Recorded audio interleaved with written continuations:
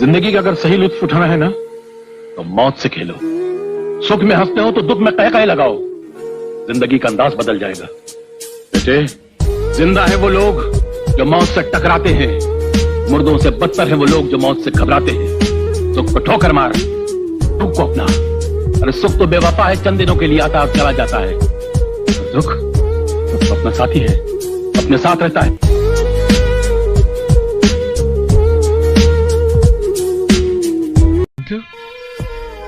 इस दुनिया में इंसान का सबसे बड़ा दोस्त कौन है?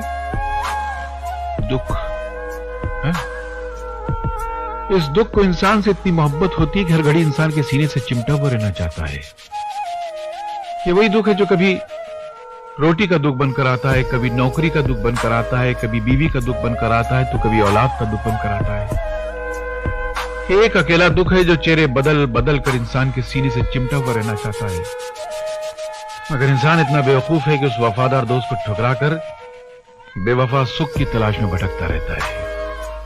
अरे सुख तो बेवफा तवाइफ की तरह है, जहां जिसके पास कल उसके पास।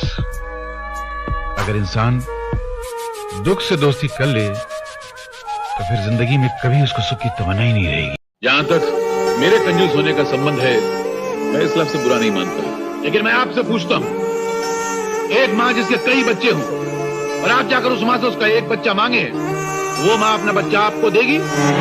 कभी नहीं देगी। इसी तरह मैं भी अपनी मेहनत से कमाए हुए अपने एक एक पैसे को अपनी औलाद समझता हूँ। अगर वो मां अपना बच्चा नहीं देगी तो मैं भी अपना बच्चा आपको मुफ्त में नहीं दूंगा। अगर वो मां कंजूस है तो मैं भी कंजूस हूँ और मुझे अपने कंजूस होने पर फख्र है, शर्मिंदगी नहीं। इस देश में पढ़ाई लिखाई करने वालों को मिलता क्या है?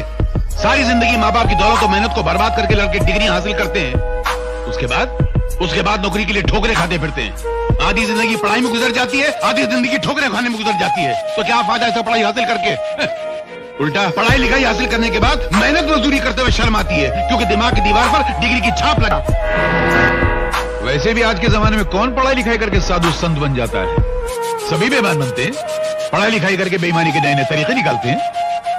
मासी जी एक बात बताऊं, आजकल के जमाने में उसी बच्चे को पढ़ना चाहिए जिसके बाप के बाद दौलत का ढेर लगा हुआ हो, ताकि पढ़ाई लिखाई पूरी करके अपने बाप की कुर्सी पर जाके बैठ जाए और पढ़े लिखे डिग्री वाले नौजवानों को अपना गुलाम बनाकर उन पर हुकूमत करे। इसीलिए मैं अपने बेटे को अपनी यूनिवर्सिटी में पढ़ा रहा हूं, ताकि ये बड़ा होकर किसी की नौकरी नहीं करेगा, अपना बिजनेस, अपना कारोबार खुद करेगा, अपने दिमाग के बल पर, अपनी उंगलियों की ड्यूटी पे?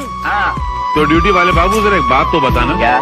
पिछले महीने मंत्री महोदय जब दौरे पे निकले थे तो कदम कदम पे उनकी रक्षा के लिए पुलिस फोर्स वाले खड़े थे, और तुम जनता का जोखम लेके निकलते हो, पैसे लेके निकलते हो। पुलिस फोर्स तो एक तरफ, एक सूखा मरा हुआ हवलदार भी तुम्हारे साथ नहीं है। मंत्री महोदय तो बैल की तरह मुस्टंडे हैं और तुम सूखे मुरझाए हुए खजूर के पत्ते की तरह हो। क्या ये सरकार की बेईमानी नहीं?